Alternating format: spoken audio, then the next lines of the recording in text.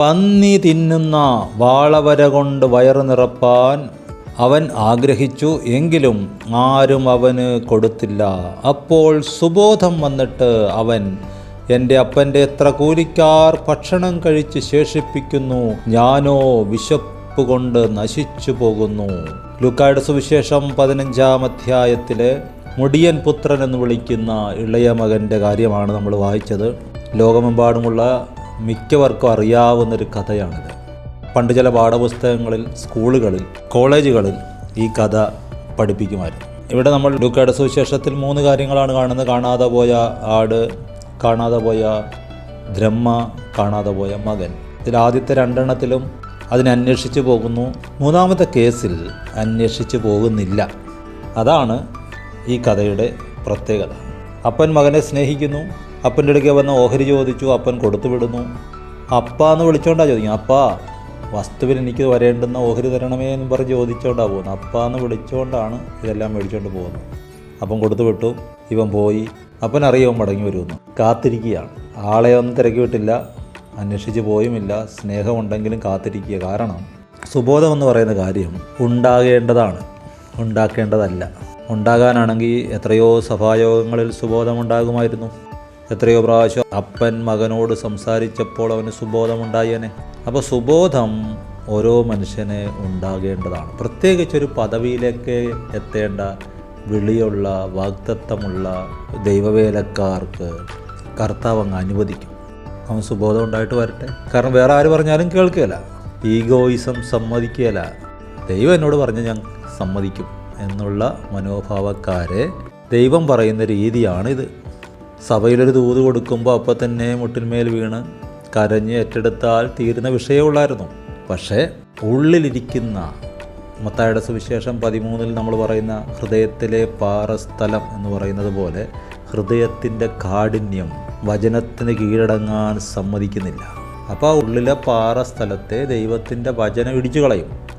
എൻ്റെ വചനം തീയല്ലയോ, പാറയെ തകർക്കുന്ന ചുറ്റികയല്ലയോ എന്ന് കർത്താവ് ചോദിക്കുന്നു.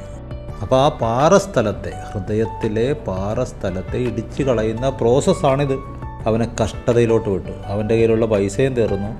അവൻ ചെന്ന ദേശത്ത് ക്ഷാമവും വന്നു. അവസാനം അവനാരും ഒന്നും കൊടുക്കാത്ത വണ്ണം മറ്റുള്ളവർ അവനോട് കാഠിന്യം കാണിക്കാൻ തുടങ്ങി. അപ്പോൾ അവന് സുബോധം വന്നു. കണ്ടോ, അവൻ മനുഷ്യരോട് നമ്മൾ ചോദിക്കുമ്പോൾ അവർ തന്നില്ലെങ്കിൽ ഓർത്തോണം.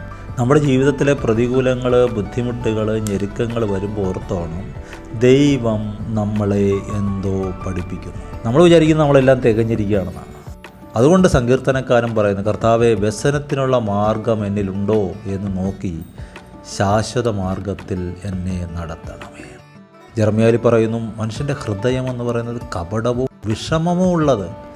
വളരെ കോംപ്ലിക്കേറ്റഡാണ് നമ്മുടെ ഹൃദയം. വളരെ ശ്രദ്ധയോടെ നമ്മൾ സൂക്ഷിച്ചില്ലെങ്കിൽ നമ്മുടെ വഴിമറിഞ്ഞു പോകും. സകല ജാഗ്രതയോടും കൂടെ നിൻ്റെ ഹൃദയത്തെ സൂക്ഷിച്ചു കൊള്ളുക. ജീവൻ്റെ ഉത്ഭവം എന്ന് പറഞ്ഞാൽ കർത്താവായ യേശു ക്രിസ്തുവിലൂടെ ലോകത്തെ ഇൻഫ്ലുവൻസ് ചെയ്യുക, പിതാവായ ദൈവത്തിൻ്റെ നാമത്തെ ഉയർത്തുക. ഈ 2 കാര്യങ്ങൾ നടക്കണമെങ്കിൽ ഹൃദയത്തെ സകല ജാഗ്രതയോടും കൂടെ സൂക്ഷിച്ചു കൊള്ളണം. ദാനിയേലിൻ്റെ പുസ്തകത്തിൽ നമ്മൾ കാണുന്നു, നെബുക്കദ്നേസർ എന്ന് പറയുന്ന രാജാവ്, ദൈവം അവനെ ഒത്തിരി ഉയർത്തി. അവനൊരു വിഷയം ഉണ്ടാകാൻ പോവുകയാണ്. കാരണം അവൻ്റെ ഹൃദയത്തിൽ വ്യസനത്തിലുള്ള മാർഗമുണ്ട്. അപ്പോൾ ഉണ്ടാകുന്നതിന് 1 വർഷം മുമ്പ് തന്നെ ദൂത് കൊടുത്തു. ദാനിയേൽ മുഖേന്തരം ദൂത് കൊടുത്തു, സ്വപ്നം കൊടുത്തു, വ്യാഖ്യാനം കൊടുത്തു. പക്ഷേ 1 വർഷം വരെ ഇങ്ങനെ തട്ടിമുട്ടിപ്പോയി. 1 വർഷം കഴിഞ്ഞപ്പോൾ അതങ്ങ് പൊട്ടിപ്പോയി.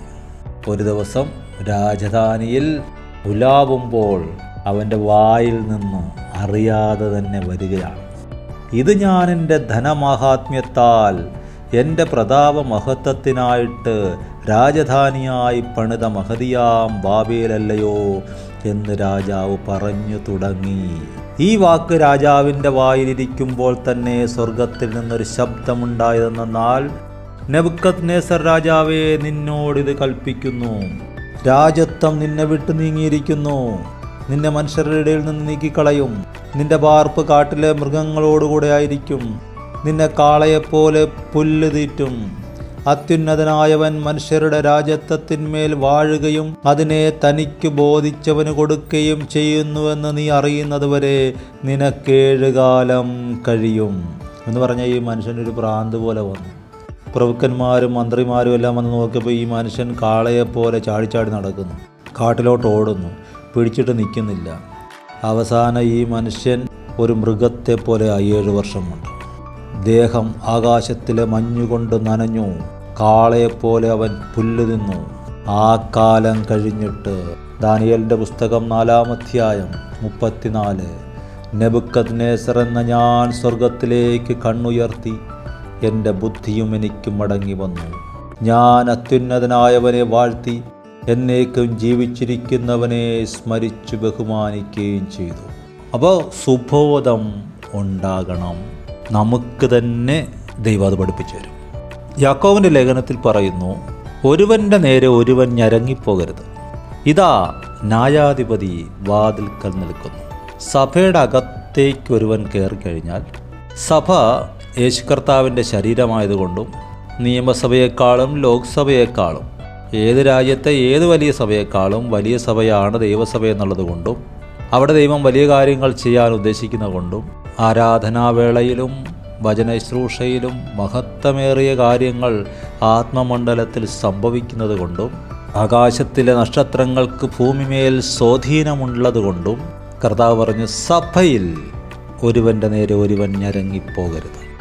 ഇതാ ന്യായാധിപതി വാതിൽക്കൽ നിൽക്കുന്നു. സഭാജീവിതം അനുഗ്രഹമാകണമെങ്കിൽ ഒരുവൻ്റെ നേരെ ഒരുവൻ മിണ്ടണ്ട. നീ നിൻ്റെ കൂട്ടുകാരനുമായിട്ട് സൗഹൃദം മുന്നോട്ട് കൊണ്ടുപോകാൻ ആഗ്രഹിക്കുന്നെങ്കിൽ നീ അവനെ കുറ്റം പറയണ്ട. അയ്യോ, അവന് പാവത്തെക്കുറിച്ച് ബോധം വരുത്തണ്ടേ? അങ്ങനെ ബോധം വരുന്ന ആൾക്കാരുണ്ടെങ്കിൽ പറഞ്ഞോ. സ്വന്തം ഭാര്യയോടോ മക്കളോടൊക്കെ പോലും ഇപ്പോഴത്തെ കാലത്ത് ദൈവാലോചന ചോദിക്കാതെ ഒന്നും പറയരുത്. കാരണം അവിടം കൊണ്ട് സൗഹൃദം ബ്ലോക്കാകും. മനുഷ്യൻ്റെ മനസ്സങ്ങനെയാണ്. ദൈവാത്മാവ് പ്രേരിപ്പിച്ചിട്ടല്ലാതെ ബുദ്ധിയിൽ ആരോടും ഒന്നും പറയരുത്. പറയുന്ന സത്യമായിരിക്കും, പക്ഷേ അത് സ്നേഹത്തിലല്ല. സ്നേഹത്തിൽ സത്യം സംസാരിക്കണമെങ്കിൽ അത് പരിശുദ്ധാത്മാവിലേക്ക് അടിയുകയുള്ളൂ. അത് ഏറ്റവും ബെസ്റ്റ് കർത്താവ് തന്നെ അവരോട് പറയുന്നതാണ്. കർത്താവ് മനോഹരമായിട്ട് ചെയ്തോളൂ. നെബൂഖദ്നേസറിൻ്റെ വിഷയത്തിൽ നമ്മൾ കണ്ടു. മുടിയൻ പുത്രൻ എന്ന് വിളിക്കുന്ന ഇളയവൻ്റെ കാര്യത്തിൽ നമ്മൾ കണ്ടു. ഒരിക്കലും മാറാതെ വണ്ണം ഹൃദയത്തിൽ ഇരുമ്പാണി കൊണ്ട് കർത്താവ് എഴുതി കൊടുക്കും.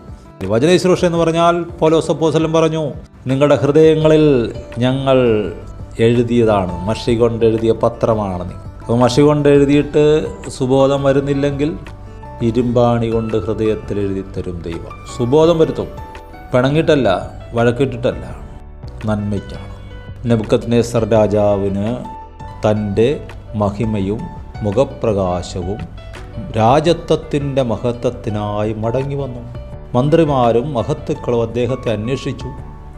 രാജത്വത്തിൽ യഥാസ്ഥാനപ്പെട്ടു. ശ്രേഷ്ഠമഹത്വം അദ്ദേഹത്തിന് അധികമായി സിദ്ധിച്ചു. കണ്ടോ, കർത്താവ് കടക്കാരനല്ല.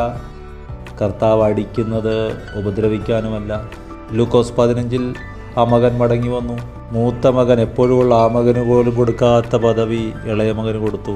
തടിപ്പിച്ച കാളയെ അറുത്തു, വിരുന്നൊരുക്കി, പാട്ടോടുകൂടെ നൃത്തത്തോടുകൂടെ വലിയൊരു വിരുന്നവിടെ നടക്കുകയാണ്. കാരണം ദൈവം സ്നേഹം തന്നെ. വീഞ്ഞു വീട്ടിലേക്ക് അവൻ എന്നെ കൂട്ടിക്കൊണ്ടു ചെന്നു. എൻ്റെ മീതെ അവൻ പിടിച്ചിരുന്ന കൊടി സ്നേഹമായിരുന്നു. കർത്താവ് നമ്മളെ സ്നേഹിക്കുന്നു. സ്നേഹം തന്നെ, ദൈവം സ്നേഹം തന്നെ. അതുകൊണ്ട് ധൈര്യമായിരിക്കുക, സുബോധം പ്രാപിക്കുക. ആർക്കെങ്കിലും സുബോധമില്ല എന്ന് കണ്ട് ഭാരപ്പെടുന്നെങ്കിൽ ഭാരപ്പെടേണ്ട, പ്രാർത്ഥിക്കുക. ദൈവം സഭയിലെ അംഗങ്ങൾക്ക് സുബോധം വരുത്തും. എല്ലാം ഉചിതമായും മനോഹരമായും ദൈവം ചെയ്യും. അനുഗ്രഹിക്കുന്നു, പ്രാർത്ഥിക്കുന്നു.